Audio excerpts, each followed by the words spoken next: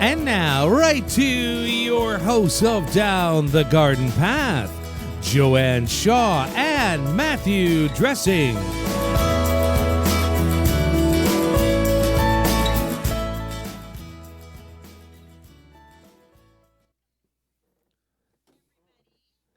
we continue our month-long look at edible gardening, we are joined this evening by author, speaker, and blogger Emma Biggs to talk about everything about tomatoes. So I'm really excited that we get to do a deep dive on tomatoes with Emma.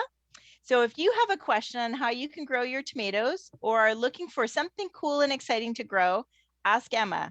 Send her your questions. Oh boy, today. Send her your questions to instudio101@gmail.com. So a little bit about Emma. Emma Biggs is a 16-year-old gardener, author, speaker, and blogger. Her passion is growing tomatoes, trying new, unusual crops, and saving seeds. She has raised over 150 tomato varieties in her Toronto garden and loves to try weird and wonderful plant projects. Emma gives talks at libraries, seed exchanges, garden clubs, and garden events. And she's the co-host of the Food Gardening Life Show right here on Reality Radio. And her latest book is Gardening with Emma. Find Emma at emmabiggs.ca or on Instagram. So welcome to the show, Emma. Yeah, well, thank you so much for having me. I'm glad. I'm no better person to speak about tomatoes. And I just think it's great that you have such a passion for them. Yeah, I mean, I really love them and I'm excited that I just get to talk about what I love today. Excellent. Excellent. Now, do you start all of your tomatoes by seed? Pretty much all of them. So I go on a crazy seed shopping journey in early spring and I go through all the catalogs and all the online stores and order a whole bunch of fun varieties. And then I grow all those from seed, except sometimes I get a few transplants from people, but for the most part, they're all grown by me. Oh, wonderful. Wonderful. You would think, because you've been doing it a while now, even though you're 16, you've been doing it. There's still some out there that you haven't grown? Oh, there's so many out there that I haven't grown. The past couple days I've actually started a spreadsheet and I'm going to try to keep track of all the tomato seed that I accumulate. I'm at about almost 400 packs of seeds, maybe half that many varieties. But there's tens of thousands of tomato varieties out there, so I have a long ways to go before I grow them all. That is incredible. How do you decide, so if you get a new pack of seeds, are you just growing like a cell pack of each variety? Do you have a kind of like a system? Yeah, so that's the hard part is now I have all these tomato varieties and I have to decide, okay, which ones can I grow because I can only fit maybe 80 or 90 varieties in my backyard, which is a lot, but not nearly as many as I want to grow. So over the next couple days, I'm going to figure out which varieties, and then it's usually a couple cell packs per variety, and that's because I also sell tomato seedlings, so I need a few more plants than I actually grow myself, but it ends up being a lot of tomato plants. Yeah, a lot. And well, let's backtrack a little bit and talk about your recommendations for seed starting tomatoes. Yeah, so my first tip would be about choosing varieties. So there are so many tomato varieties out there, and they're all so different. So my first tip would be choose varieties that are going to do well in your garden. So if you're growing in containers, maybe think about choosing a dwarf variety. So one that stays a lot more compact and you don't have to prune. It'll do better in containers than some other tomatoes. If you have a lot of space, maybe you do want to grow in indeterminate tomatoes. But remember that you might have to do a bit more pruning. If you don't like pruning, then maybe you should stick with a micro dwarf or dwarf variety. And so once you've chosen a growth habit that you want, think about what do you like in a tomato. So do you prefer cherry tomatoes? Do you prefer beefsteak tomatoes? I think there's a ton of really great colorful tomatoes out there. So if you want to give purple tomatoes or yellow tomatoes or brown tomatoes a try, I'd highly encourage that too. Go for something that's new to you. And then once you have your seed, you got to start it inside about 6 to 8 weeks before your average last frost date. So here in Toronto, that's actually this week is 8 weeks. And so I'm excited. I'm going to be doing some planting, which is this week during my March break, which is really perfect because I can just sit down and all day, just sit there and plant tomatoes. What a dream come true. Yeah, and that's perfect timing for today's show too. I could have planned it any better for you to be on March break. Yeah, exactly. Oh, that's perfect. Wow. So you're right. Between the varieties of tomatoes and the types of fruit, it is a big plan, like coming up with a plan. And there's a tomato for everybody. There really is. There are so many out there. So when you're choosing, make sure to go and read through the descriptions from a whole bunch of different seed companies. Go on social media and see what different people have grown, what they recommend, what they think of them. Ask your friends. And I think after you do that, you can come down to a pretty good list of varieties that will do well for you. Okay. And so do you do it in an individual? Do you start the seeds in cell packs, or do you start them in like the bigger seed trays? Yeah, I start mine in plug trays because I'm growing so many seedlings. I just don't have space for that many pots. Right. So I start them in the plug trays, and then after about a month, I transplant them into bigger 3-inch square pots. Okay. And grow lights? Yep. Yes. So in our basement, we have a whole lighting setup that my dad actually built when he was a while ago. And so we use that. And, by the time May comes, it's just packed with seedlings. And it's so full of plants down there. And I'm really excited for, the time of year when that happens again. Mm-hmm. Yes. And we talked a bit about, I had Julia DeMacos on the show last week, and we talked about herbs. So we did a kind of a deep dive on herbs, and we talked about the importance. So if our listeners missed that show, we talked about why grow lights are so important, that even though you might have a sunny window, you might think you're getting a lot of light, it really isn't enough. I mean, our number of, even past daylight savings time, now that the clocks went back, we still have shorter days. The sun is still not in the sky as far as high as it normally is in the summer. And just, you lose light through the window, right? So it is better and there's so many, grow lights have come a long way, haven't they? I am sure your dad's got quite an extensive system, and I've got like a little rinky-dink system. I do need to get one more. Ours is more like yours. It's we just have shop lights. Okay. It's not fancy, but you know what? It works. And when we have so many seedlings, it does the trick. Yeah, perfect. Okay. Yeah, I just have one of them, but with the little overhead light and one bulb, and now I need to get a second one because I'm going to do a second shelf this year. We'll see. Okay. But yeah, so I just want our listeners to realize that it really is worth it, and grow lights have come a long way. Like you said, shop lights, the big box stores are carrying a variety of different tricks and different things that they have available, and I think, because so many people are interested in it, they've caught on, right? So there's a lot more choice than there used to be. Yeah, well, we just have shop lights, and you know what, they do the trick. If you don't want to go out and spend a whole bunch of money on expensive lights, I think that's what you should go with. But at the same time, I have been bugging Dad for a light upgrade for a while, so maybe that'll happen. But you can really see the difference when your seedlings have good light. You can tell, and so it does help a lot. Okay. Any other tips with regard to any risk of disease? Do you have a fan going? Are there any things that you kind of watch out for through that? Like, it's a tender time, right?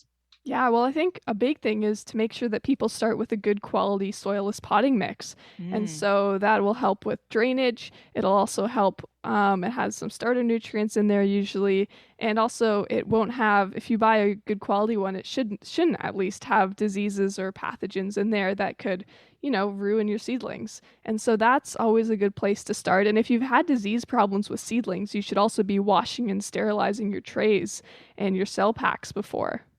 Oh, that's a good point. That has not come up, but that is a good point. So you think like a boiled hot water in a kettle kind of thing I've done a 10% bleach solution, and I don't know if that's the best thing, but I've heard it works. And so we just get a big tub, and we first scrub down all the soil out of the old trays with a broom, and then we just submerge it in the liquid for a few minutes and then let it dry outside on the back porch. And that's if I'm not lazy and don't plant first. But if I'm on top of my game, then that's what should happen. Especially if you've had problems, though. Luckily, I haven't, and so I'm not too worried about that. But if you've had that before, make sure to try and prevent it from happening again. Yeah. Yeah. And I know our houseplants get those fungus gnats. Does that ever happen potentially, or is that something you kind of look for? That's not something I've had on tomatoes, but I know that we have some other houseplants that Dad takes care of, and sometimes we get, different things like fungus gnats coming around. Yeah. I have my little sticky traps on them there. But I think a lot of it is, I think the key word is the seedlings are being started in soilless. right? Yeah. And because I think it's where they want soil where they're laying the eggs. So that's good. Do you have a kind that you recommend, or do you guys kind of create your own with the different, I know there's so many different recipes. Yeah, we buy ours because it's fast and it's easy and we don't really have time It to make is. our own. But I mean, if you want to do that, I think that's a great idea and it's something I'd love to try sometime. And there are a ton of really great recipes out there. There really are, but when I see the pictures and stuff of people doing it online, they're already doing it in their, like, I think just with our climate being so cold still, like they're doing it in wheelbarrows and they're kind of mixing them outside. And I think Yeah. it is much harder than Well, to we could mix pull on our inside. hats and our mitts and our snow pants and we could go out there and do it. We could. I guess we could. So that's great. Okay. And how long do you think from those seed trays to potting them back up again? Like, do you kind of, I guess, thin them out? So some are kind of sacrificed? Yeah, so when I'm planting, I plant based on how many seeds I have and how old they are. So if I have a whole bunch of seeds, then I'll plant a couple seeds per cell, and that way I know that if one of them doesn't come up, it's fine. I have a backup and I'll just pull out the extra. And usually that's okay because I have a ton of tomato seed. I save a lot for myself, and if I'm planting tomato seed that I've bought, I don't need all 20 seeds in a packet. I only need a few. And so I like to do that so that I don't have to replant after the fact if things don't come up. And then if I know that seed is older, then I'll also add extra seed. So tomato seed actually lasts for a pretty long time compared to some other varieties. But if I know it's, 5 or 6 years old, I will throw some extra tomato seeds in there just because I know that the germination rate is probably going to be lower. Okay, well, that's good to know. So yeah, so that's good for our listeners to know that if you've got seed, and sometimes people don't know how old it is, like, you found it in the closet, if you're like me and not organized, you forget how long it's been. So that might be something to consider, is to plant a few more, just to compensate for maybe a weaker germination. So that's excellent tips. Yeah, for sure. So, and I think most seed packets actually say what year they were packed for, and so they would have been saved the year before. But I also go through with a Sharpie and I write the date that I get them on all of the seed packets. So I got some more seeds today actually, and I'm going to go through and write 2022 on all of them so I know the year, and it's easy to quickly see when I'm flipping through my box of seeds. Okay, this is when this is from. This is how many I should plant. Yeah. Yeah, because if you're also like me and you rip off the wrong end, sometimes the date goes with it, right? So sometimes that has happened where they kindly put that date up at the top, and if you've ripped open the package, you've taken the date off. So that is a great idea. So I'm like the worst case scenario and you're the best case scenario for organization. I mean, I'm not the most organized person, but I do try. That's good. Well, I think you have a system, and because this is your passion too, you figured out ways to make it happen. So I think that's great. Yeah. So, can we talk a little bit about maybe the determinate? I always struggle with this variety. I did try to grow them last year of cherry tomatoes, but I did struggle. So, So do you have any? Do you grow a lot of that variety, or do you? So like determinate tomatoes? Determinate tomatoes. Okay, so determinate actually isn't a specific variety, but it's a whole growth habit of tomatoes. So when you have tomatoes, I think there's 4 main growth habits. You have micro dwarf, which are like those really tiny tomato plants. A well-known one is Tiny Tim, and they will, they'll stay less than a foot tall, and you shouldn't prune those. And then the next step up, you have dwarf tomatoes, and they can get anywhere from 2.5 to 5 feet tall, and they're very stocky plants. And they produce like indeterminate tomatoes, so they produce throughout the entire growing season continually, and they also shouldn't be pruned. So if you don't like tomato pruning or you don't want to do that, that is a great choice. And then the next step up from that is determinate tomatoes, and those are the ones that are usually 4 to 5 feet tall. And the thing that really sets them apart is that they only get that tall, and also the fact that they will produce all of their tomatoes within a shorter time frame, so usually about 2 weeks.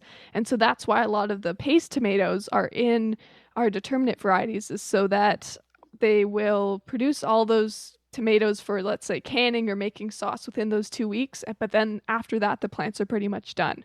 So those are your determinates, and then on top of that is the indeterminates that I think everyone knows a little bit better, and those are the plants that will keep growing and growing like crazy. They can get to be up to 6 or 7 feet tall sometimes, and they just continually produce a lot over the whole growing season. Okay, so thank you. That helps me. I've been taking notes, so I hope everybody else is too. So yeah, so I think I did the but I've got to look. They're harder to find. I usually purchase my plants, I have to admit, because my family aren't tomato fans. Unfortunately, I am. I was mentioning before the show that I'm starting to convert them with grape tomatoes or cherry tomatoes that are grilled or baked, and they're coming around. But raw tomatoes is not a hit in my house, unfortunately. So I've always just bought the plants, but finding plants, micro or dwarf, I find very hard. Yeah, well, the first thing I want to say is I don't think you shouldn't be ashamed of buying tomato plants because, I mean, I love tomatoes, so I grow Yeah. hundreds of tomato seedlings from seed, but as gardeners, we do what we can, and sometimes I buy seedlings too. And so, it's something that I think a lot of people do just because they love it. So if you don't want to grow them from seed, that's fine. Don't feel bad anyone out there listening. And then Right. also on micro dwarf and dwarf tomatoes, that's right that you don't see a lot of them at garden center. So if you want them, you should be talking to if you know the people who run the center or work there, say, hey, I'd love some dwarf tomatoes. And also one other thing to add is that the dwarf tomato breeding project has been going on since 2005, I think, and they've released over 50 dwarf tomato varieties. So before that, there weren't very many, but now there are quite a few. And there's some really neat ones that have been selected for, neat colors, amazing flavor. Mm-hmm. And so if you do want to grow some dwarf tomatoes and you can't find them at the garden center, look online for seeds because there are quite a few really good ones out there. Excellent. And you're right. Somebody else might be growing them too and doing a bit of a trade. You start them and you grow them and sell them as well, right? Yeah. Yeah, I sell tomato seedlings every spring because I need to grow extras for myself. So if something happens to this one plant that I have, because I can only fit about one plant of every variety in my yard, so I want to have backups in case something happens. But I also sell them, and I got to pay off the amount of money I spend on tomato seeds somehow. That's right. That is right. Yeah, I mean, and it's true. And not everybody has the space or the time to start seeds. I've started them the last couple of years, and I'm always a little bit ambitious. And because I'm a landscape designer, I get easily distracted because my season starts, and so then I forget about them. So that's why I've always kind of been nervous about starting them, because I don't want to waste it. But so buying the seedlings is also a great idea. And I think looking at other sources, not just your local garden centers, talking to other gardeners and see what they're growing and things like that to help you find some of these more unique varieties. Yeah. So I think we have got a few questions. Gary? Yes, we do have a few questions. Questions for you. Let me read some of those, okay? Okay. John wrote in at the beginning of the show and he says, oh my gosh, two of my favorite radio shows. Hi to Emma and hello to Joanne. And he's listening from Richmond Hill, Ontario. So thank you very much. Thank you, John. Thanks, John. Laura wrote in, she says, hi, is it too early to start tomato plants? That is a great question. So the first thing to think about is, where do you live? Here in Toronto, it is the perfect time to plant your tomatoes. I'm going to be planting mine this week. But if you don't live in Toronto, go to Google, look up what your average last frost date is, and then count back 6 to 8 weeks before that date. And that is when you should be planting your tomatoes. Great answer. Laura, we hope that helps, right? Mm-hmm. Perfect. Let's see. Pam wrote in. She says, Dozy here. Emma is amazing. She is only 16 years old. Such knowledge. That's from Dozy or Pam. Thank you. Thank you for that. Let's see here. I believe Ruth wrote in. Hi, Emma. Why would someone buy seeds if they can use their seeds from the tomatoes that they buy and eat? I'm curious about this. Thank you. So I think what she means is, why would you, let's see, I'm not totally clear on the question. I'm guessing that you mean maybe why would you save seeds if you could eat those tomatoes?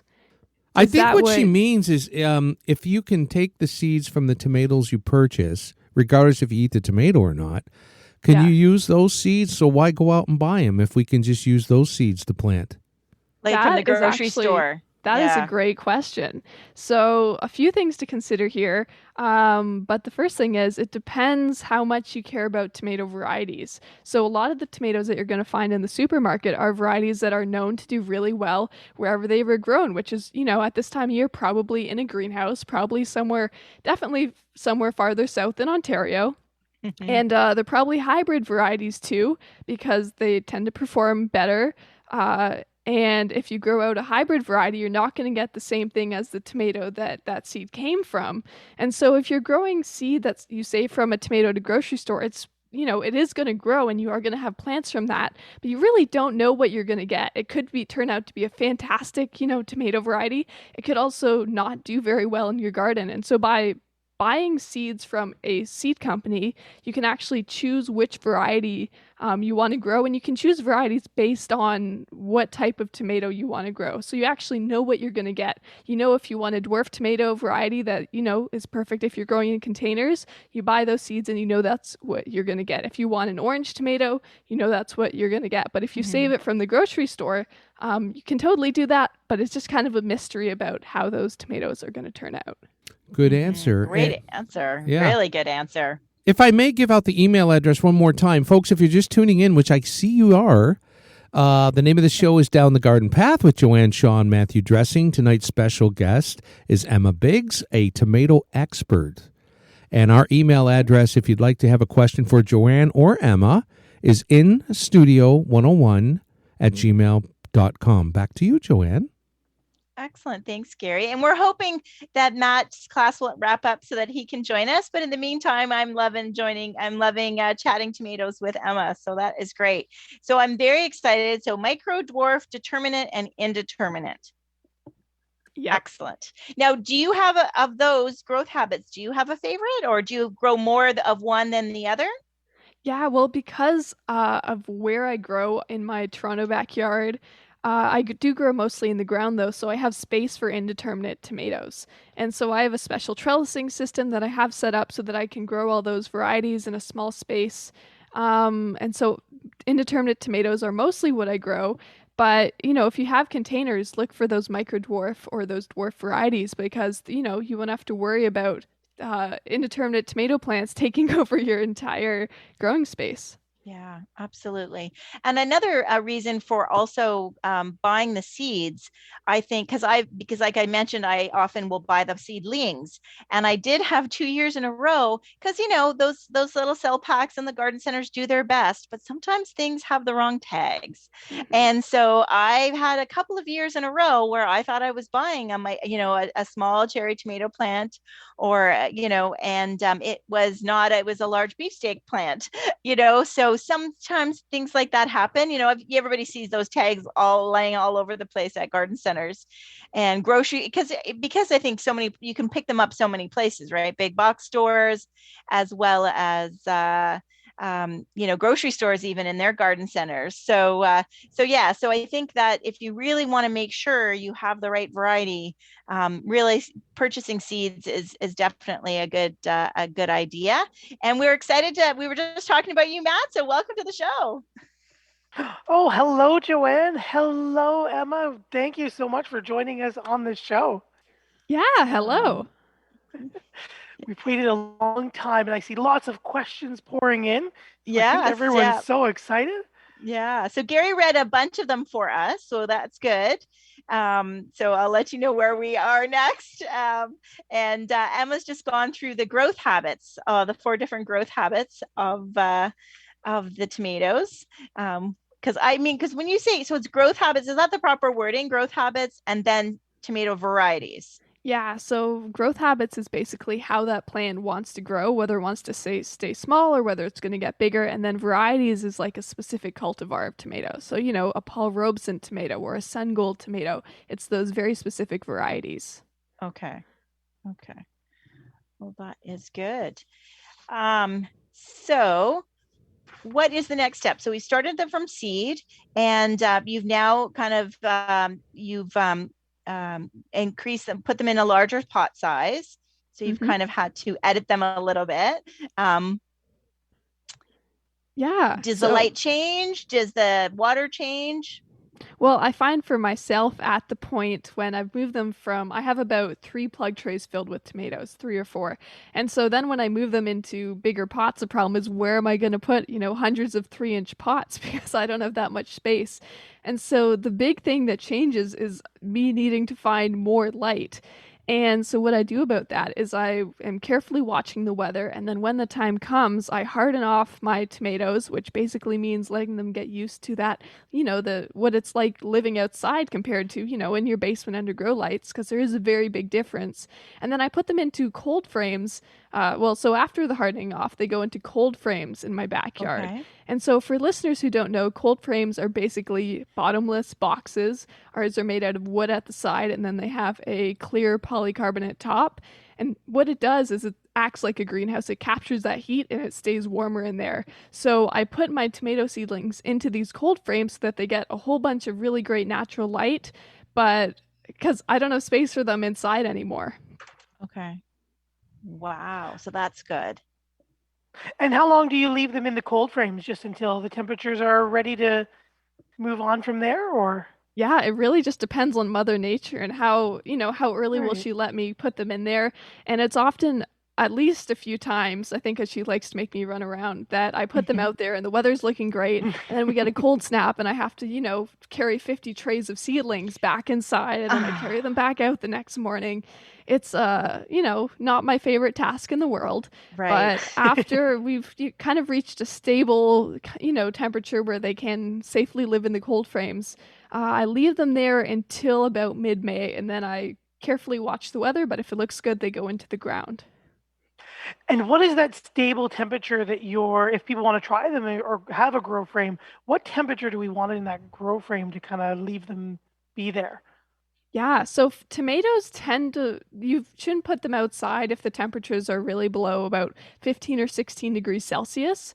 That's what I've heard, at least. I haven't tested any lower than that because I don't really want to find out what happens with my tomato seedlings. If anyone else wants to try that out, feel free. You just let me know how it goes. Yeah. But what I do is I take a thermometer, one of those min-max thermometers, and I put them in the cold frames, and I just see how that reads, and I try it over a few different nights and see, how much warmer is it in the cold frames compared to outside. And I can check that when I get up in the morning. And so after I see that, I see, oh, it's a few degrees warmer, and so I know when it's, maybe 12 or 13 degrees at night, I can put my tomatoes in there. Very nice, very nice. Mm-hmm. Mm-hmm. Yeah, hardening off can be the more challenging, almost more challenging than the seed starting, right? Yeah. And I think it's because it's, it's not really a science. I think of it as an art, at least, because you have to say, okay, I think it's a cloudy day. It's not too windy. There's no crazy rain out there. I think I'm just going to put these seedlings in a protected area for a few hours and see how they do. And if the next day it's sunny, maybe I won't take them out. Maybe you'll put them in the shade, and it's kind of just something you get a feel for over time. Just, what do I think my seedlings can handle at this stage? Until they're ready to take on all of whatever Mother Nature throws at them. Very cool. Well, we have another good listener question. I think part of a conversation I just missed, but I'm going to just jump in quickly and do my little bit that says thank you, everybody, for joining us here live on Reality Radio 101. I'm Matthew Dressing here with my co-host Joanne Shaw, and you're listening to Down the Garden Path. Joanne and I enjoy hosting Down the Garden Path each week, bringing you interesting and relevant topics to help you achieve a great garden. We learn right along with you from our research and from the wonderful guests like the wonderful Emma Biggs, who is joining us this evening talking all about tomatoes. So don't forget, you can spend more time with us down the garden path. Follow us on Instagram and Facebook. Our handle there is at Down the Garden Path Podcast. You can also find us on your favorite podcast provider. And while you're there, please hit that subscribe button to be notified of new content. And don't forget to like and share and leave us a comment. We love hearing from you, our listeners. And whenever you're off the air, you can always reach us here at instudio101@gmail.com. So we do have another listener question. Tim has written in. Tim says, hi, Are there any recipes from Emma for tomato sauce posted anywhere? So now my stomach's wondering, what did I miss? Yeah, that's a great question. But the thing is, my dad actually makes most of the tomato sauce. So I grow all the tomatoes, I harvest them, I pick them, do all the photos and seed saving, and then I hand them off to him, and he makes a pretty awesome tomato sauce. And I don't actually think he follows a recipe though. It's kind of just, oh, I feel like throwing in some of this tonight and some of this, and so it changes throughout the whole growing season. Excellent, excellent. Tim, you kind of trumped our question because I had actual, what do you do with all those tomatoes? So that was one of our next questions. So yeah, you must, I mean, you can't just do tomato sauce though either. Yeah, well, we do a lot of tomato sauce. We also love tomato salad, so like a caprese salad, so fresh sliced tomatoes with basil. Don't attack me for saying basil. Some bocconcini cheese and some balsamic vinegar, olive oil, salt, and pepper. I love that. Some days I'll eat that for breakfast. It's great. Oh, wow. And, tomato sandwiches. So, and even just snacking on them out of the garden. We eat a lot of tomatoes in the summer. I bet you do. Are you really good about cleaning up the garden and not having like seedlings kind of pop up? I'm okay at it. I think for tomatoes, I want to pick them all because I want to eat them all. I want to save seeds from them all, get photos. So tomatoes are something that they don't really come up on their own in my garden, other than some of those currant and or small cherry tomato types that kind of self-seed everywhere because they just drop and you have them for 5 years afterwards. But other than that, I'm pretty good on that front. Okay. And we talked a bit about the insects and pests and possible diseases when they're seedlings. What about outside? Because you really do need to stay vigilant outside as well once they're growing through their growing season to kind of conquer or deal with different types of pests and diseases there. Yeah, well, that's a really big topic to cover, but a few of my top tips for pests, one thing I could just recommend is grow more plants than you need. So if you think you're going to eat all the tomatoes off 2 tomato plants, grow 3 tomato plants because it's inevitable that, the squirrels are going to come along and eat a few and the slugs are going to take their share and probably a few other critters in your backyard too. So just grow a few more than you think you need. And worst comes to worst, you have too many tomatoes, even though I don't think that's a bad thing. And you can always, store them for later, give them to your neighbors. And so start off with some extra plants and then try to prevent pests if you can. One of the best things I found for slugs is actually to go and handpick slugs out of your garden in the spring. And that really reduces the population later on. And then on to disease, the first thing you should try to do is prevent it. So for tomatoes, you don't want to get the foliage wet. Always water at the base of the plant, water earlier in the day. And then if you do have disease problems, you should be, cutting off that disease. And if the plant isn't salvageable, pull it out so it doesn't infect the rest of your plants. And then I think a main thing that I did forget to mention is that you should prune off a few of the bottom leaves of your tomato plants when they get to be a good size, probably in July. Prune off the bottom 3 or 4 leaves up as far up as the first fruit, and that'll just prevent some of any disease that is lurking below the tomato plant from getting up onto the foliage. Good tips. Good tips. Yes, I was going to say I do the same thing. And it's probably right about the time, as you said, like in July, I'll cut up like the first foot and a half, or just below or at that first fruit. I usually don't go quite that high, but on the balcony. But yeah, I found that, you don't get that splash and that disease or little critters crawling up from the soil onto the leaf. And I love that tip. Yeah, it makes a really big difference. Yeah. So you fertilizers. Sorry, I was going to ask about fertilizers or nutrients to make sure. So obviously you must start with a good base, right? A good soil that you're planting in. And then do you do any extra additional treatments over the season? Yeah, so we just use a basic all-purpose fertilizer, and if I'm on top of my game, I will apply that every 2 weeks. Usually it's a bit less than that, but especially if you're growing in containers, that's really important to be on top of doing it every 1 or 2 weeks. If you're in the ground, just try to stay on top of it if you can. It is still important. But yeah, just for people out there, just look for a nice all-purpose fertilizer to use for your tomatoes. So as you say all-purpose, you're kind of just like a general 2020 Yeah. whatever brand name that you enjoy Yeah, just using keep kind it of deal. simple. Right. And so are you going to we're going to use it every 2 weeks until basically we're done with that tomato plant? Yeah. Nice. Very nice.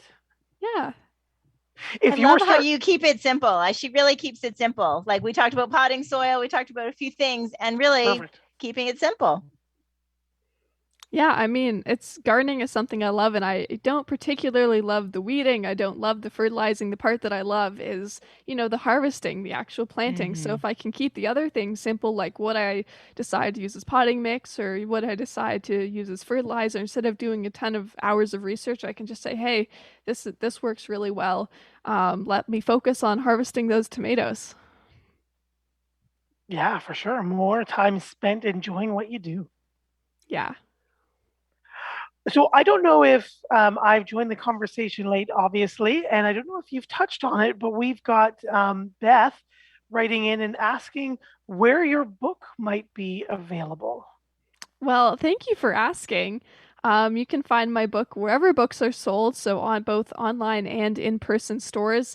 And actually, my dad and I just put up an offer on his website where you can get a copy of my book, Gardening with Emma, the book that we co-wrote together previously and self-published called Grow Gardeners, and a few packets of my seeds that I'm selling on his website at a special deal. So if you do want all of the bonuses included, you can go to my dad's website, stephenbiggs.ca. Excellent. And that led me into another question as you're talking about saving all of these seeds. Do you guys sell any seeds? Do you sell any of your seeds that you collect? If I already asking a question? Yeah, I do. I sell a whole bunch of tomato seeds. I think I have maybe 30 varieties on my website right now. All of them were saved from my garden last summer. And so I packaged them up and have done germination tests to make sure that they are actually going to germinate if you buy them. And so if you're interested, you can find them on my website, emmabiggs.ca. Very cool. So all these cool varieties that I'm sure you guys were talking about Yeah, are there's not a lot available of, for. normal red tomatoes on there. There's a lot of purple tomatoes and striped tomatoes and yellow tomatoes. There's some really fantastic ones on there that I love. Oh, that's good. So what is your favorite that you think everybody should try? I don't think I could choose a favorite. Oh, it's like you're asking your favorite child, right? Yeah, I couldn't do that. You're not a mother yet, but I'm sure if you asked your mother that, how would she pick her favorite? Yeah. Yeah, I mean, there's so many good ones out there, and it's also such a personal thing, right? I prefer a sweeter, fruitier tomato. Some people prefer a more acidic tomato or a milder tomato. But there are a few that I love more than the others. I love one called Paul Robeson, and it's a nice large beefsteak tomato, and it's like a brick red, purple brown color, and the flavor is just phenomenal. I love it. Another good one is called Pantano Romanesco, and it's a nice medium-sized red beef steak that's flattened. Also a really amazing flavor, rich, sweet. It's so delicious. And then on the cherry side of things, I discovered Rosella last year, which is a little purple cherry tomato. It's very similar to black cherry, which is well known, except I found it to be a bit more productive and even sweeter. And then one last of my favorites is a variety called Sunrise Bumblebee, and it's a medium-sized cherry tomato, and it's very productive, very disease-resistant, sweet, fruity, and the fruit are red and yellow striped, and they're just beautiful. Oh, wow. That's very cool. That's very cool. I gotta love the names, right? Oh, yeah. Oh my goodness. Some of those names, Rosella and Sunrise Bumblebee. Bumbleberry, right? Bumblebee. Oh, it's Bumblebee. Oh my goodness. Yeah. Okay. But who knows? Maybe there is a bumbleberry out there. I know. There's just so many varieties. You never know. That's right. That's right. And we will definitely have mentioned many of those on the in the show notes, as well as links to the books and your dad's website. So that is perfect. And your show airs here on Reality Radio on, when does it air next? It's first Wednesday of the month from 2 to 3 p.m. And I'm not sure what day that is. Okay. It's coming up, though. Let me just double check. It's the first Wednesday of each month. Yes. So April 6th this month. April Okay. 6th from 2 to 3 p.m. Excellent. That's great. So in addition, so do you just grow tomatoes? So I don't want to put you on the spot, but are there other vegetables that you also kind of dabble in a little bit? I think I grow a little bit of everything. And Okay. what I'm really drawn to is the weird stuff. So, I grow cucumbers, but I like to grow the unusual cucumber varieties and, unusual carrot varieties and peppers. I've somehow ended up with 31 pepper varieties growing in my basement currently. The next step is figuring out where I'm going to put them. I'm really not sure because I don't think I can fit that many in my backyard. Yeah. But I really love just to grow the unusual things and grow a little bit of everything. Excellent. Is there one or two like cool, unusual things you've started this year that you're like especially excited to see and try out? Oh, Like, is there's there a so many. specific pepper? I know it's such a big question for you. Well, the first thing that came to my mind when you said that is I'm actually trying to grow ginger this year. And I've never done it before, but I have seen some other northern gardeners do it. And so, about more than a month ago, maybe a month and a half ago, I soaked my ginger overnight and then I planted it and I put it in the tray. And only like a week ago, it sprouted because it is so slow. And I almost lost hope. I was like, is it ever going to come up? Am I going to be able to grow ginger? But it did, and now the shoots are a couple inches high, and I'm very excited for that because I love ginger, and I think that's just something fun. And so that, of course, and then I got some really fun peppers. Of course, I can't think of any off the top of my head when you ask me that. Yeah. But yeah, there's so many fun things I'm excited for. Tomatoes, of course. I recently got even more tomato seeds in the mail, and you just need to figure out which ones are going to make it into the garden.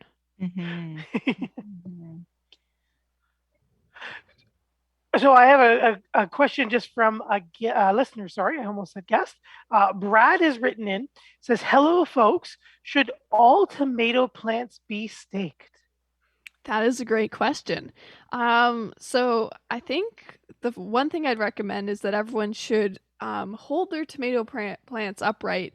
What is the word I'm looking for? Train. They should train their tomato plants in some way. So a stake is one way to do that. You can, as your tomato grows, you can tie it up to a stake and prune it. You can also use cages. You can use trellising. You can grow them up twine. So you should choose some sort of method to hold your tomato plants up off the ground. And that's because, that puts them farther away from any, disease that's possibly in the soil, from any slugs that are crawling around on the ground. They might get up to your tomatoes, but probably less than if your tomato plants were just laying across the ground. So definitely, I would recommend that you use something to support your tomato plants. Yeah, very in my experience, the I know the tomato cages, everybody thinks of the tomato cage, but my experience for many varieties, they are almost too small. Yeah, well, I kind of find it funny when you go into like a Home Depot or something and you see, tomato cages, and they're just these tiny, puny little things. Yeah. And, they may be good for a micro dwarf or a dwarf tomato, but you don't see a lot of those tomato plants around. They are no good for really a determinate or an indeterminate tomato plant. So if you want to grow in cages, you need to get, big tomato cages that are going to be as tall as your plant's going to get. So you need 5-foot tall tomato cages, not 2-foot tall tomato cages. So just when you're choosing a variety, whether it's from seeds or you're buying plants, know how big that's going to get and choose a cage or a stake or whatever your method is that is actually tall enough for that plant. And I would say start early because I think I've been, I'm sure we've all been there, right? Having a tomato plant that's taken off, and now we're trying to put the cage over it or the stake around it or this twine, so much like peonies, when you're growing peonies, right? You want to get the cage on it. Even though they might be teeny tiny plants, start off with the stake and start off with the cage. My neighbor taught me a trick last year because I had that indeterminate one that just kind of took off. So I actually had tomato cages, and I put one in the ground, and then upside down I attached the two rings, and I kind of zip tied the two rings together so they sat as a frame. Of course, I waited till the plant was too big. So that's why I spoke about that last point. And then that it got me the 4 feet, right? As Nice. opposed to the 2 feet. Yeah. But the plant still, still surpassed that. So I've got to solve that for next year, this growing season. But it did work. So I think that was something, to think about, that especially if you, because I find they sell them in those big packages if you've got a lot of tomato cages, you usually have a lot of them, right? And so you might as well doubling up on each plant is kind of one way to go. So I don't know if you've got any other staking tricks, but that was mine. Yeah, well, I definitely just say use what you have. So if you have some old, pieces of scrap wood in your backyard, you can use them as stakes. If you have stakes that you've been using for some other plant, you can use that. Even if you're growing your tomato plant right beside a deck and you can tie that tomato plant up to the deck, that will work. So, there are some things that might work better than others. If you buy a nice cage or a stake, it's helpful. But if you don't have anything or you can't find anything, just use what you have. And it's better than leaving your tomato plant just sprawling across the ground. That's true. That's true. So I did see a magazine, because I'm always looking for like the pretty way to grow things too, right? and an arbor. So that was one for indeterminate. I always get that mixed up. Tomatoes was an arbor, and then so that could be in the garden, because I have a very narrow garden up against a fence. So I kind of said to my son, who helps me with my vegetable garden, wonder if this would work. So that's something, but that the arbor has to be small. It can't be super wide, and I think that's harder to find as well. Yeah. So that could be something to consider. And even if you're growing in a container, they often still need staking, don't they? Yeah, so it depends what type of tomato, again, you're growing in containers. Going back to what we mentioned a while ago, if you're growing an indeterminate tomato, they can be grown in containers. Just make sure your container is big enough. And definitely make sure that you're staking your tomatoes and you're pruning your tomatoes. Same with determinate tomatoes, but if you're growing a dwarf tomato, you don't need to prune, but I would recommend that you do put in a stake or just something to help keep it upright, because it will be very stocky, very bushy, but you just want to make sure that it doesn't just like flop over one day in a windstorm. And so having that extra support there is always a good call. Good call. Very nice.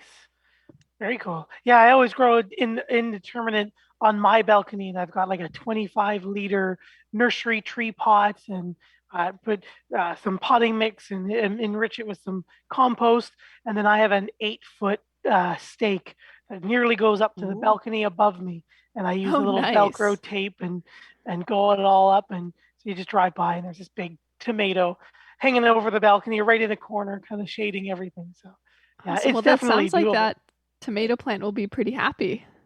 Yeah, I usually get it. I usually grow a cherry. She usually will hit about that 6 to 7 foot mark every year. So I usually almost run out of stake.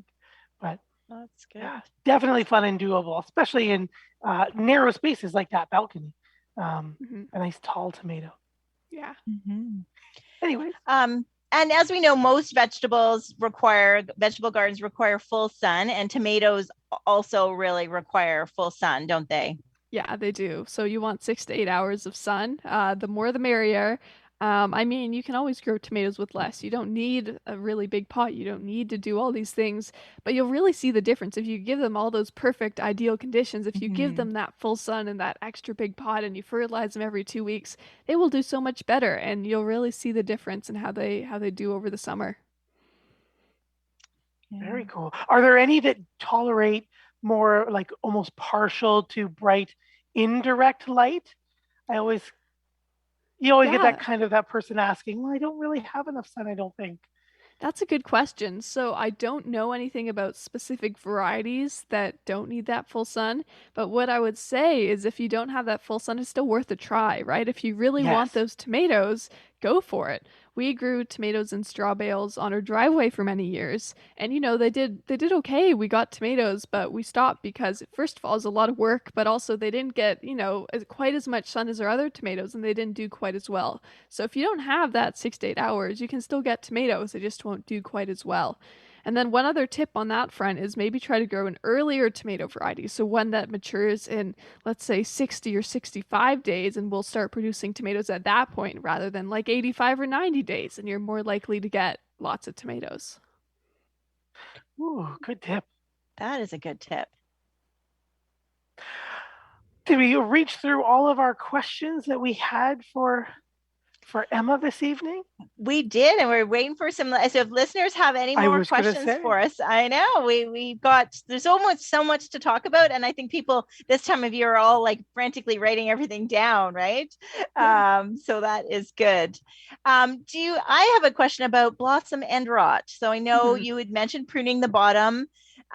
Is there any? Have you ever run into that issue? Have you?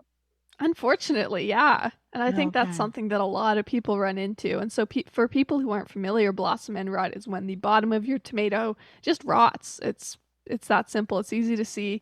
A lot of people don't know what it is, but if you've had that problem, that is most likely what it is. And it happens because actually of a calcium deficiency, but it's the often cause is that a tomato plant hasn't had a consistent supply of water, and so it can't actually get to that calcium.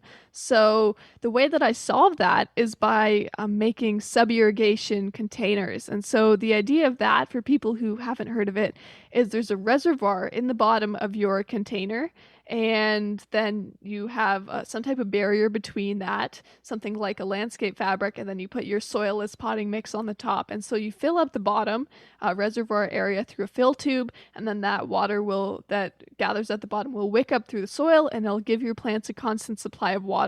And so because they have that constant supply of water, you won't have blossom end rot anymore. Ooh. Yeah, that's a great tip. Yeah, well, we were having a lot of problems with that on our garage rooftop, and it was worse than it normally would be because it gets so hot up there and everything dries out so fast. And I also don't want to water twice a day. And so we made these containers, and you can buy them too. The only thing is they can be expensive. You know, you can pay $60 or $70 for one of these containers, but we built all of ours and they're nice and big for under $20 each. So you can do that pretty easily, and it's a fun task, especially at this time of year if you're looking to do something before you can do a lot of that planting. And then also on another note is we built wicking beds in the back of our yard, which are basically sub-irrigation containers except at a raised bed scale. So all the components are the same except they're raised beds with a reservoir in the bottom and a fill tube. And we just stick the hose in the fill tube, fill up the bottom for 20 minutes, and then the water wicks up through the soil. So it's exactly the same concept, except taken to the next step bigger. Yeah. So what do you use, like plastic piping, or what are you using as a fill tube? Yeah, so we have some plastic tubing as the fill tube. And so just to go over the basic design of our wicking beds is we built these, basically start with a raised bed. So whatever you want to build that out of, ours are made out of cedar logs. And then in the bottom, we put some pool liner to hold that water in the bottom. And then on top of that, we put some perforated tubing. And then on top of that, some gravel and landscape fabric. And that is what the reservoir is. That's what holds all of that water. And then you put your soil on top of that. Soilless potting mix tends to be better at wicking the water up through the container. And so that fill tube then extends from above the soil level where you can see it all the way through your soil down into the reservoir in the bottom, so that when you stick your watering can or your hose in there, it just fills up the bottom of the container. And then slowly that water will wick up and your plants stay nice and happy. They certainly do. And you avoid the disease of getting your, the foliage wet and all of that. So it's kind of got a multi-positive strategy there. Exactly. It's perfect for that. And on that topic, I just thought of something else, which is mulching your plants. And that really helps too for preventing disease. So whatever you have around is great for mulching. Okay. So regular, like cedar mulch or pine. Yeah. I know you could do straw. Yeah, you can use straw, something that we tend to have a lot of because my dad uses straw to mulch his fig trees in the winter. So we just take some of that at the end of the year and use it to mulch tomatoes. You can use wood chips. You can use biodegradable plastic mulch or reusable plastic mulch. And you can use grass clippings, not glass. Don't go that route. Glass, yeah. But there's tons of options out there for what you can use. Okay. Yeah, I think that's something that I've forgotten about, that I haven't really done a lot of mulching. As much as I mulch my ornamental beds, not mulching my vegetable beds. Mm-hmm. Yeah, and I think another bonus in there is for anyone else who is not a huge fan of weeding, then the mulch can help suppress weeds. And so if you don't want to spend hours on end weeding, just put down a nice layer of mulch and that shouldn't be as much of a problem. Mm-hmm. Very nice. Yeah, I used to always use that nice cocoa shell mulch before it was discontinued. Yeah. That nice warm chocolatey smell. Nice.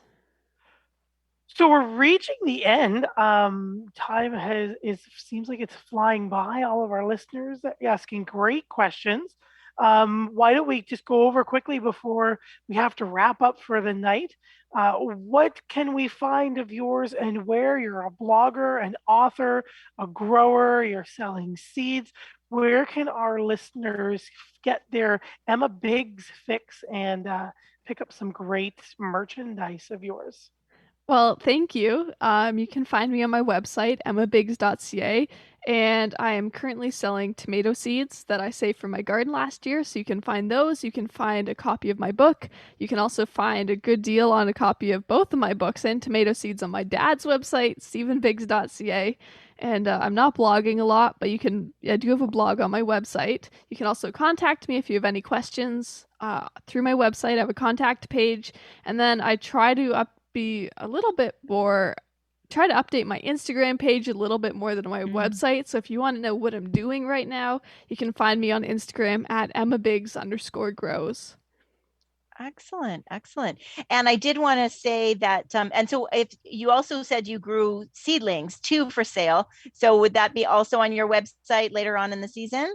Yeah, thanks for bringing that up. So I do sell seedlings in the spring, so around mid-May I'll start. And so if you're in the Toronto area or you're happy to drive into Toronto, you can always reach out to me through my website and just let me know that you're interested. And around that time, I'll be letting people know, hey, I have seedlings for sale. What do you want? Perfect. That's good. So yes, everybody, we can let Emma do the hard work on the seed starting and the hardening off part, which can be challenging, especially with our Ontario weather, right? It's so unpredictable from day to day. Oh my goodness. So sure. I'm so excited. I love edible. This is kind of what we do, a theme each month. And so this is our edible month. So it was perfect to wasn't it, Matt, to get Emma and to talk, do a deep dive on just tomatoes. I think that's excited, and you've inspired me, and I'm sure you've inspired other listeners as well to try new varieties. So that's your I think your motto, right? Is try something different and interesting. Yeah, well, I mean, that's what excites me. I love going through the seed catalogs and looking for fun and weird ones. I love swapping seeds with people, and it is that seed swap season. And so, yeah, just get out there, try a new tomato, try a purple tomato, and I hope everyone has a fantastic and tomato-full growing season. Wonderful. Oh, my goodness. Well, I think that brings us to the end of another episode here on Down the Garden Path. Like you mentioned, we're talking all about edibles this month. And thank you so much, Emma, for being able to join us here. We were so excited to have you on the show. We wanted to have you on for a while. So thank you for talking all about tomatoes. Thank you, everyone who tuned in and joined us live this evening. Thank you for those who are listening on their downloaded podcast. And we hope you'll join us next week as we continue our look at everything edible this March here on Down the Garden Path, live on Reality Radio 101. We'll see you all next week.